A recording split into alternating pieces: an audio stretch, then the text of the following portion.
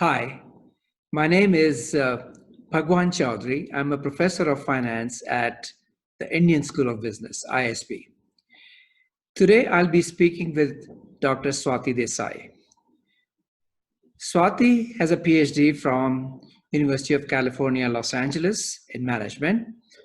She also has a master's in clinical social work, but for the last 15 years or so, she has been practicing mindfulness and teaching mindfulness at various places, most recently at University of California, San Diego, and many business schools and other institutions in India and abroad.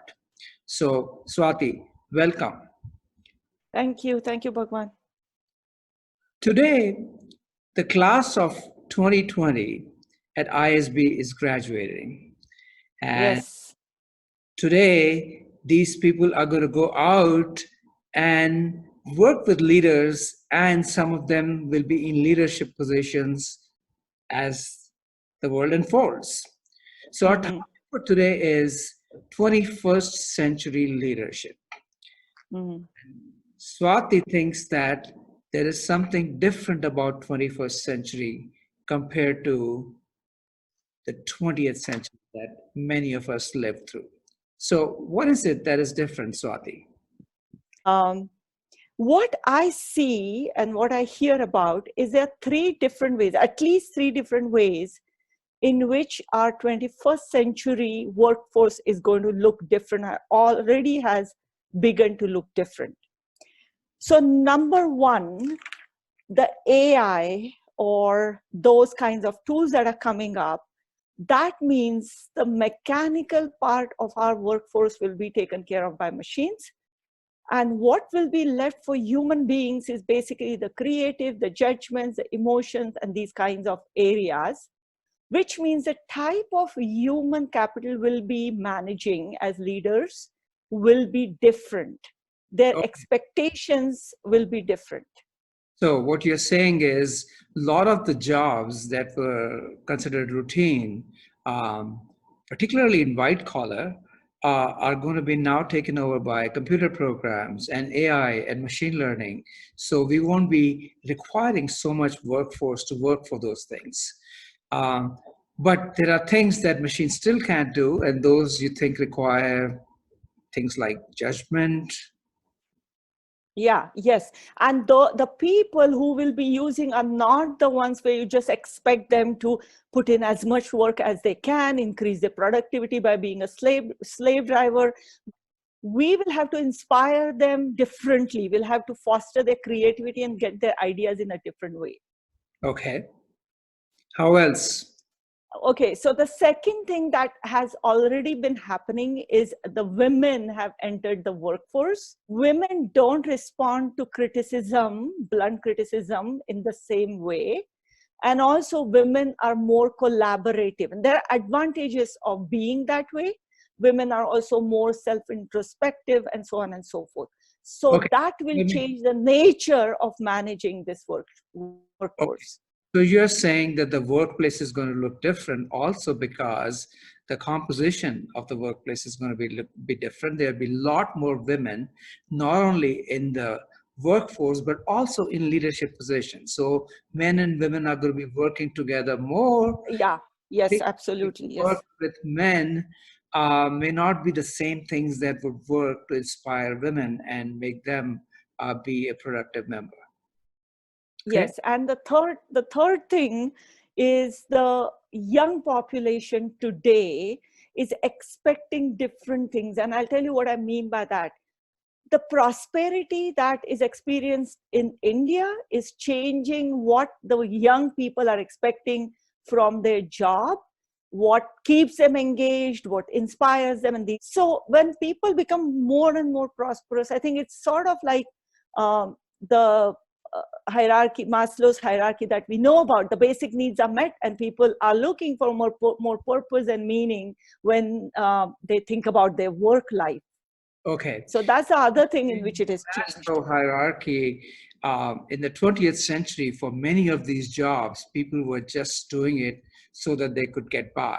so that the basic needs like food and shelter were met. But I think what you're saying is now that we are more prosperous, we are looking for jobs, not just to make ends meet, but to have a bigger purpose, to derive more meaning from our jobs. Is that right? Yeah, correct. Absolutely. These are the three things. There are many other ways in which you can describe how the workforce is changing, but these are the three main things that I have noticed Okay. or read about. So now tell me that, so what difference would that make to the leadership style? Maybe you can even give us an example of the type of leadership style that worked in the 20th century and you think it may not work so well going forward. Yeah, so let me give you a couple of numbers. Okay, so 52,000 leaders were interviewed by this place called Potential Project. Out of that, 86% of leaders thought that they were good leaders, they were inspiring, and they were role models. Okay. However, when the employees were interviewed in another survey, 82% found their leaders to be fundamentally uninspiring. The leaders I think about is, for example, Lee Iacocca, who was hugely successful at Chrysler. I'm not sure if that kind of a leader would be successful today. So again, the same place, Potential Project, they interviewed over 30,000 leaders, thousands of companies, hundreds from 100 different countries, hundreds of C-suite executives they interviewed. And they came up with certain characteristics that they thought leaders who were valued or inspiring. Also, there is this MIT literature on what are the leadership qualities that are most valued in today's world. A lot of different places, if you read about these kinds of things, there are two things that, in my view, come out to be the most important characteristics. One is self-awareness, and the second thing is compassion. So how would you describe the style of leadership of 20th century, which largely worked? Okay, I would describe it in maybe three different ways. It was punitive, as in it worked with negative reinforcement in order to drive people to work more and provide results. Okay, you'll be fired if you don't perform, or Fear-based. Yeah, fear-based. Okay. Yeah. The second thing is, the most important thing was maximizing profit, like the shareholders value maximization. The CSR activities and doing social good and optimization and all these things were not necessarily on their agenda. So in that So the sense, I leaders think, had a single, or at least they were asked to follow this single uh, objective, shareholder value maximization. And you think this new idea, which wants us to think about stakeholder values, which includes employees, which includes clients, that's a change. Okay. yeah. The third characteristic I would give is personal ego driven. So a lot of times these were, I would say, narcissistic, or rather maybe more about their personal glory. So I think in our literature, we call that hubris, and we have mechanisms to check the hubris of CEOs by giving them stocks and stock options to make sure they are not just there to maximize what they like. But you're saying that that was still limited to shareholder value, but now perhaps leaders are thinking beyond shareholders. That's the point you're making. Or rather, they are inspired by those kinds of values a lot more. Okay. By doing social good as well as looking after their organization. So self-aware leader, because they're self-aware, that itself would mean that they will not get caught into their own pride when they make decisions. So one of the ways in which a self-aware leader would be different is they would evolve more as the demands of the times or demands of the workforce changes. They also would not be more interested in proving that they are right as opposed to doing the right things for their organization. So that would be one effect of being self-aware. Involving other people in decision making, something about listening and incorporating feedback. Uh, so I have a feeling that the 20th century style was more authoritarian. It went from top to the bottom, whereas the Yeah, self-aware leadership you are describing works both ways, that there is authority flowing from top to the bottom, but you're also seeking input and involving those you're leading. yeah, yes, that's right. Okay. Well said. Compassionate. Tell us Yeah. what compassion means. Okay, so compassion, I will give you the definition by His Holiness the Dalai Lama. And he describes it with it has two different characteristics. One is the empathy, which is deep understanding of another person's pain. And the second thing is a sincere wish that the pain be reduced. One is compassionate listening. So what compassionate listening would mean is, instead of, first of all, mindfully listen to the person, avoid all kinds of distraction, be there to really listen to what the person has to say, which I have found a lot of times people don't do. You're talking to them in a meeting and they are checking their WhatsApp messages and so on and so forth. That's a really small example. But also somebody who's listening to you with empathy, you feel they are present there and they're listening to your ideas. That's great, because oftentimes when I listen to His Holiness the Dalai Lama, one thing I have noticed in him is that he intently listens to the Yeah. experts. He intently listens when somebody asks a question in the audience. And I think that's a very, very deep characteristic. Number two is the way you take feedback. Okay. So when people are making decisions, when leaders are making decisions, leaders are not exactly holding everybody's view in their mind always. They don't always ask others. Asking others for their feedback is one step, but there is something ahead of that or after that step, which is, in case if you do not actually end up using that feedback, to communicate it to the person why that particular feedback was not used.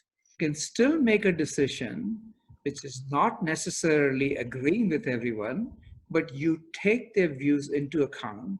And even when you're disagreeing with them, you don't do it in a dismissive way, but in a compassionate way, which suggests that you actually at least listen to them. And not just listen to them. If you're not able to follow their feedback, actually incorporate their feedback, communicate to them why you were not able to incorporate it. All this sounds very good, but I don't know if there are leaders who are like that. Swati, can you give us some examples? Okay, so I would say I can think about three examples of leaders who are known for changing or establishing a certain culture in their organizations that was inspiring, inclusive, and created collaborative spirit. So one really famous example these days is Satya Nadella, how he changed Microsoft. The second person is Howard Schultz, Starbucks. He came back to Starbucks and how he created a purpose, a sense of purpose, and how Starbucks is known for treating their employees really well. The third example I can think about it, Marriott, because Marriott always has been known for creating a really encouraging kind of atmosphere in their company. But let me give you one recent example. In COVID-19 crisis, the restaurant and travel and hotel industry has suffered enormously. They had to go and give leave of absence to a lot of employees. And so Marriott's CEO, Arne Sorensen, his speech he gave to his employees has become kind of, has gone viral. And most importantly, what he did is, the first thing he did was he said for one whole year, he himself is not going to take any pay. And even Marriott Jr. himself will have 50% cut in his executive salary. All their executives are going to be doing that. So in other words, being compassionate, what it meant to Marriott was to communicate to their employees that they care about them by showing that they are also sacrificing. So it shows understanding of the pain. Your first example was Satya Nadella, which I think is a great example because he is very different from the CEO he took over this job from, which was Steve Ballmer.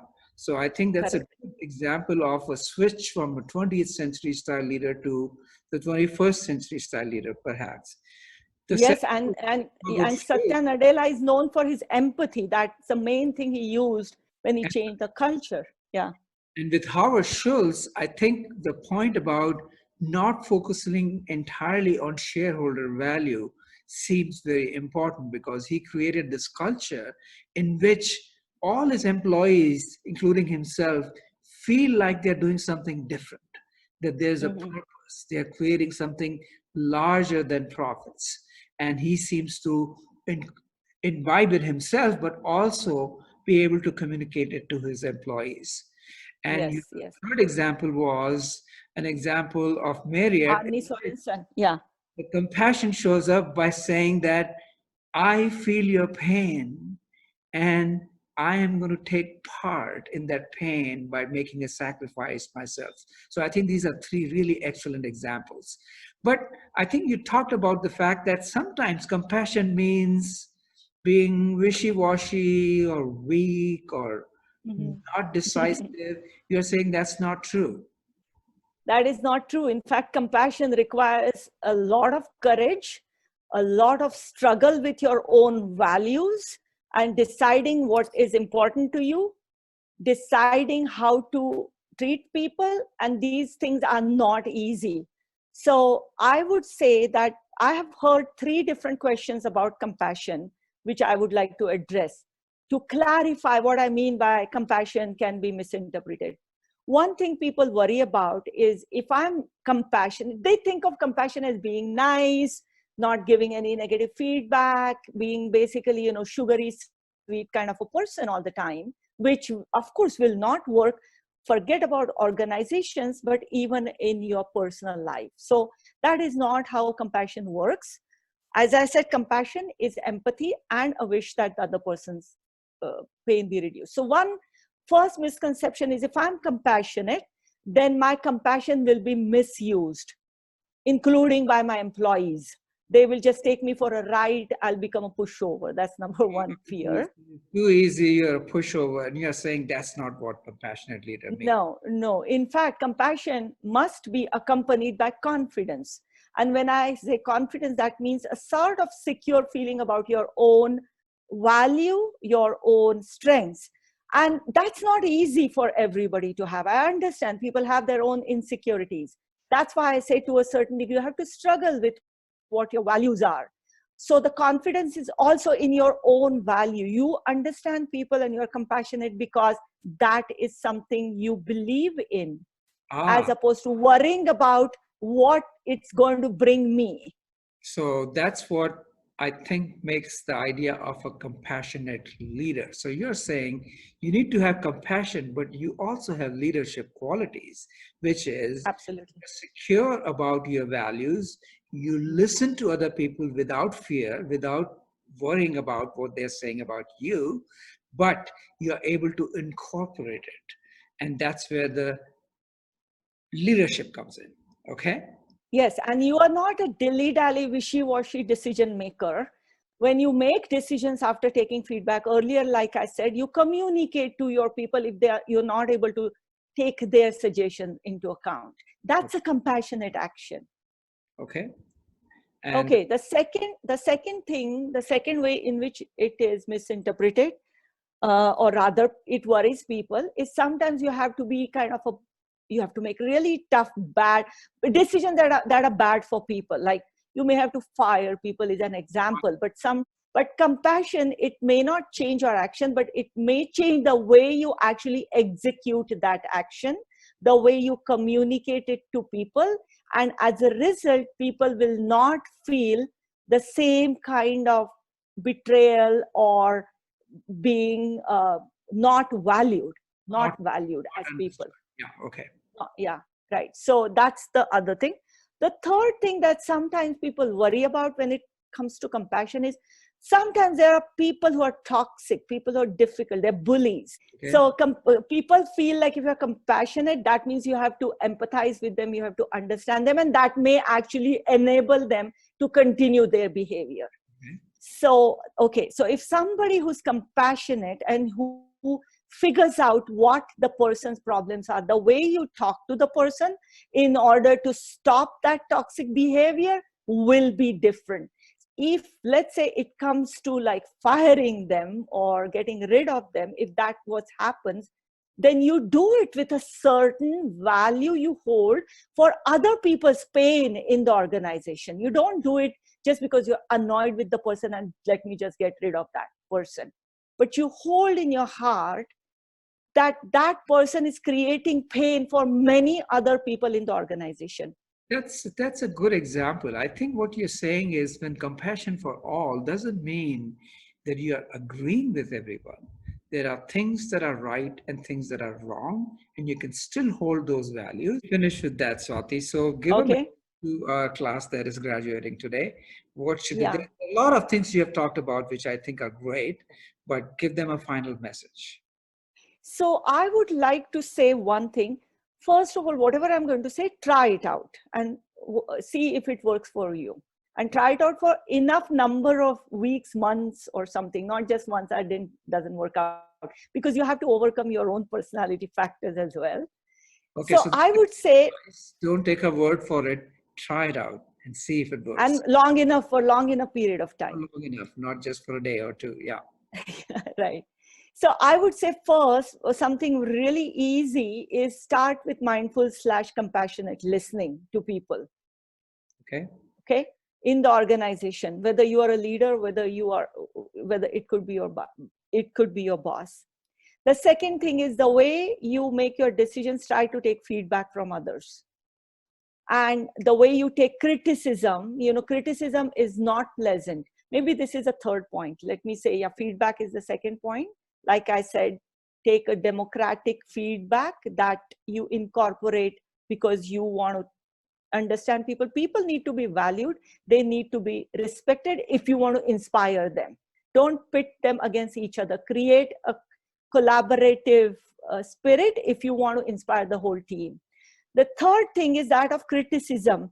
I think if you are too caught into your own pride and when criticism comes to you, it's not pleasant. Criticism is not pleasant. But if you think about it, you can actually use criticism to go to the next level of whatever it is that you're working on, either your expertise or your human relations. So these three things I would say are easy to try out wherever you are as you graduate and go into your new life. And I would actually say, including in your personal life. We are not talking about just professional life. Okay. So you are getting 2 for the price of 1, guys. Congratulations on graduating. And you also have a bunch of mindfulness practices on your website that they can use to start practicing. Is that correct? Yes, absolutely. And I'll be also doing more online offerings and all that. But regardless, yes, absolutely, yeah. Okay. Thank you, Swati, very much. This was very, very informative and very useful. And good luck to all of you guys. Go and make a difference in the world